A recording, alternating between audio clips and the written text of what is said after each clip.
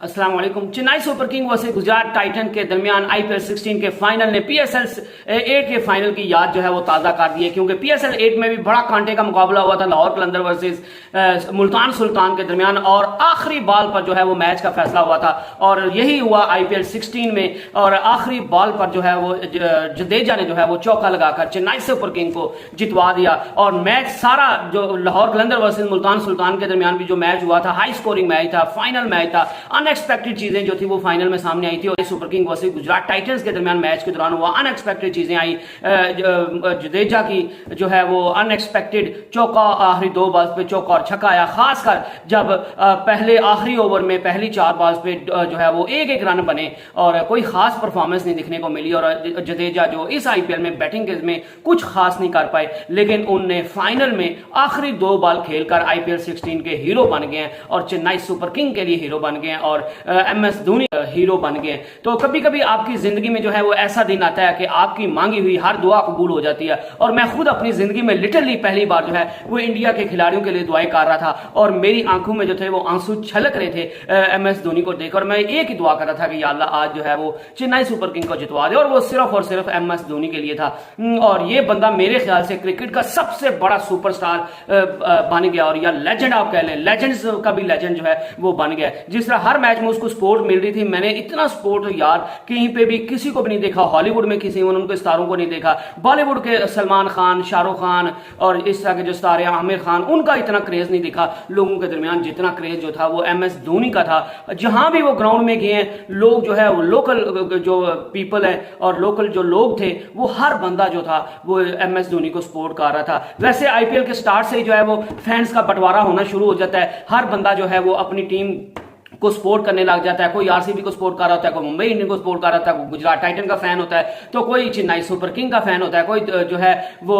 Lucknow super giant का fan होता है, कोई किंग्स 11 पंजाब का फैन होता है, कोई सनराइज हैदराबाद का फैन होता है। और इसी तरह जो है वो हर बंदे ने अपनी अपनी टीम चुनी होती है, और फैंस के दरमियान बंटवारा हुआ होता है, और फैन आपस में एक दूसरे के साथ मरने मारने के लिए तैयार हुए होते हैं अपनी टीम के लिए। लेकिन एक बंदा ऐसा है पूरी दुनिया में जिसके लिए वो जहां भी गया हर बंदा जो था वो उसको सपोर्ट कर रहा था, इस तरह उसका लोगों में क्रेज है। मैंने अपनी जिंदगी में किसी क्रिकेटर के लिए जो है वो इतना क्रेज नहीं देखा। और जो बात की जाती थी कि विराट कोहली की बड़ी फैन फॉलोइंग है, जो बात की जाती थी कि सचिन तेंदुलकर की बड़ी फैन फॉलोइंग है, सुनील गावस्कर की बड़ी फैन फॉलोइंग है, लेकिन मेरे ख्याल से जो सबको मात दे दी है वो है एमएस धोनी। जिस तरह वो जिस दिन भी जिस ग्राउंड में जाते थे खेलने के लिए, क्राउड इतना जोर से उनको सपोर्ट कर रहा था, उनके हक में आवाजें उठा रहा था, उनका नाम चैंट कर रहा होता था कि इवन लिटरली जब वो माइक पे भी बात कर रहे होते थे तो उनको भी समझ नहीं आती कि वो इतना जो है वो क्या बात कर रहे हैं। और कल के मैच में दिखा रहे थे जो उनके ग्राउंड में जो शोर की आवाज थी एमएस धोनी को सपोर्ट करने की, 120 डेसिबल्स पे पहुंच गई थी। तो और इसकी वजह से लिटरली किसी को कुछ पता नहीं था चल रहा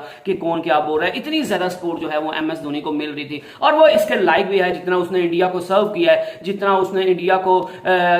50 ओवर का वर्ल्ड कप जितवाया है, और टेस्ट में नंबर 1 पे ले गया, T20 के वर्ल्ड कप जितवाए हैं, आईपीएल की जो चैंपियन ट्रॉफी है वो उसने 5वीं दफा जितवा दी। धोनी के लिए ऐसी कोई चीज नहीं है कि जो उसने अभी अपने कैरियर में करनी हो। और जो हर बंदे के जहन में एक ही सवाल था कि एमएस धोनी, मैं खुद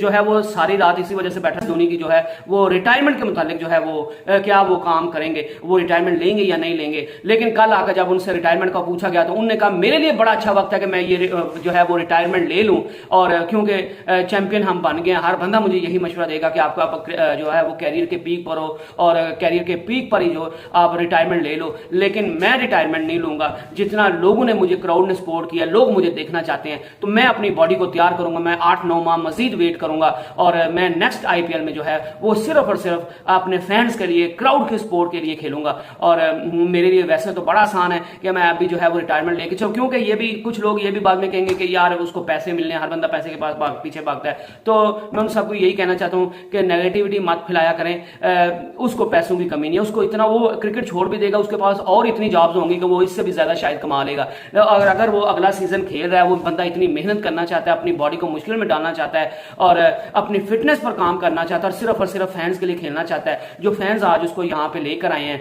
तो मेरे ख्याल से यार ये उसकी इनक्रेडिबल अचीवमेंट है, और वो इंशाल्लाह नेक्स्ट ईयर इससे भी अच्छा परफॉर्म करके दिखाएगा। और अगर आज के मैच की बात कर लें तो चेन्नई सुपर किंग आज जो है वो चैंपियन बन गया है, और बारिश जो है वो जो है वो जिसको कहते हैं अब्र रहमत बरसी है, वो चेन्नई सुपर किंग के लिए अब्रे रहमत होकर बरसी है। ओवर्स कटौती हो गई क्योंकि गुजरात टाइटन ने 200 प्लस जो रन से वो बोर्ड पे लगाए थे, तो वो किसी सूरत लग नहीं था रहा कि वो जो MS धोनी जो है उनकी चेन्नई सुपर किंग उसको चेज कर पाएगी। लेकिन बारिश जो आई वो अब्रे रहमत बनकर बरसी चेन्नई सुपर किंग के लिए। ओवर्स में कटौती हो गई जो कि चेन्नई सुपर किंग के लिए साबित हो गया, क्योंकि ओवर जो थे वो 15 कर दिए गए और चेन्नई सुपर किंग को 171 रन बनाने थे। कंडीशन थोड़ी बैटिंग्स के लिए साजगार हो गई थी। आउटफील्ड जो थी वो गीली थी, बॉल को ग्रिप करना मुश्किल था, बॉल को फील्डिंग करना मुश्किल था और बॉल भी जो था वो गुब्बारे की तरह फूल चुकी थी। गो के बॉल को चेंज भी किया गया, लेकिन फिर भी चेन्नई सुपर किंग को बारिश की वजह से बहुत ज्यादा फायदा हुआ है और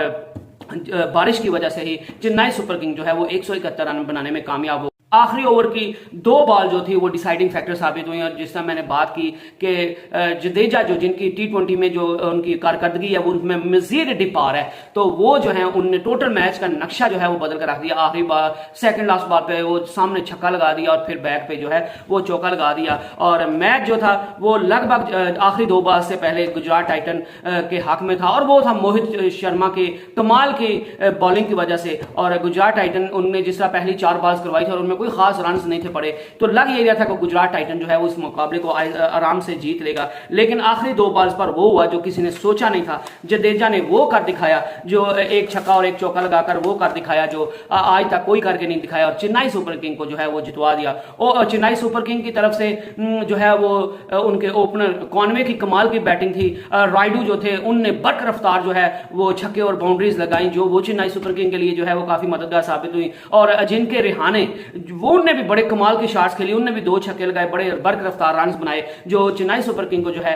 वो जीत के पास ले आए। और उनके जाने के बाद एक दफा फिर लग रहा था कि चेन्नई सुपर किंग जो है वो हार जाएगा, क्योंकि दुबे साहब आए थे, इंपैक्ट प्लेयर के तौर पर उनको लाया गया था, तो वो कल कुछ खास कर नहीं थे पाए। उनने सिर्फ 2 जो छक्के मारे थे राशिद खान को, वो अगर उनकी इनिंग में से निकाल दें तो बाकी उनकी इनिंग जो थी वो बिल्कुल फ्लॉप थी और वो कुछ खास करने में कामयाब नहीं हुए। लेकिन कॉनवे की कमाल की ओपनिंग और राइडू की मिडिल ऑर्डर में और रिहाने की जो है वो उनकी भी मिडिल ऑर्डर में बैटिंग की बदौलत कमाल के बर्क रफ्तार रन की वजह से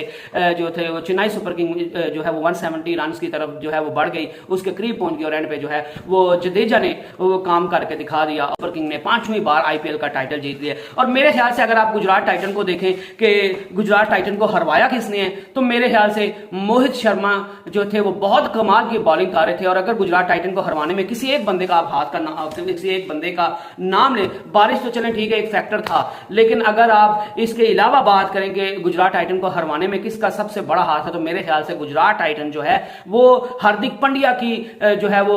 वजह से हारी है। एक तो जबकि प्लेऑफ शुरू हुए हार्दिक पांड्या ऐसे बिहेव कर रहे हैं, वो अनएक्सपेक्टेड नंबर जो है वो नंबर पे बैटिंग करने आ जाते हैं और फिर उस पर फ्लॉप साबित हो जाते हैं। कभी वो जब क्रूशियल ओवर्स होते हैं, कल भी जो था पहले बारिश से पहले 4 बॉल्स में या 3 बॉल्स आई थिंक 3 बॉल्स हो चुकी थी और दूसरा ओवर जो था वो काफी क्रूशियल साबित होना था क्योंकि उससे मैच की टोन सेट होनी थी, तो वो हार्दिक पांड्या खुद करवाने आ गया, उसमें उनको मार पड़ गई और चेन्नई सुपर किंग ने उनको नीचे लगा दिया। तो जब भी प्ले ऑफ शुरू हुए हार्दिक पांड्या कुछ नया करने की कोशिश करते हैं, वो ऐसे सोच रहे हैं कि जैसे फिल्म लगी हुई है, वो हर वक्त जो है वो कैमरा उनके ऊपर फिट है और हर बंदा उनको देख रहा है और वो कुछ ना कुछ करते ही रहते हैं। कभी वो बातें किसी से कर रहे हैं, कभी बैटिंग में ऊपर आ जाते हैं, कभी बॉलिंग में आ जाते हैं। और कल मोहित शर्मा जब लास्ट ओवर कर रहे थे, पहली 4 बॉल्स उन्होंने इतनी कमाल की कर ली थी और उसके बाद जो है वो हार्दिक पांड्या जो है वो बार बार हर बॉल के बाद उनके पास जा रहे थे। तो मेरे ख्याल से जब आप जो है वो बॉलर इतना अच्छा बॉलिंग कर रहा होता है और जब आप उसको डिस्टर्ब करते हैं, जब उसको आप जो है वो कप्तान जो है वो अपनी बातें बताना शुरू हो जाता है, तो जो बॉलर है वो अपनी लाइन और लेंथ भूल जाता है और वो इस कश्मकश में कि मैं क्या बॉलिंग करूं, मैं अपनी मानूं या कप्तान की मानूं, हार गया या जीत गया, मैच भी क्रूशियल है, फाइनल भी है, आखिरी 2 बॉल्स हैं,